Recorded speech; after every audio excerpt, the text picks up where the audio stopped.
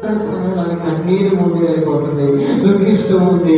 ఆమె దుఃఖిస్తున్నటువంటి సమయంలో మోడు పారిపోయినటువంటి స్థితిలో ఉన్నటువంటి హన్న, నిందలో ఉన్నటువంటి హన్న, దుఃఖముతో ఉన్నటువంటి హన్న దేవుడి సన్నిధికి వెళ్ళి మొరపెట్టినట్లుగా మనం చూస్తున్నాము.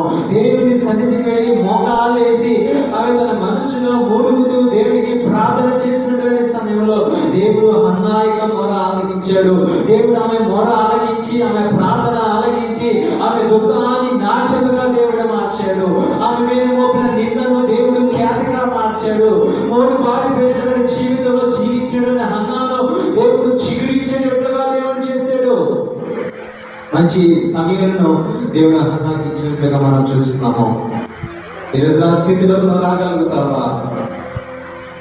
జ్ఞాపకం చేసుకోగలుగుతున్నావా? ఈ సమయంలో ఎక్కడో పడిపోతున్నారో ఒక్కసారి జ్ఞాపకం చేసుకుంటాం. ఈ సిచ్యువేషన్ ఏదైనా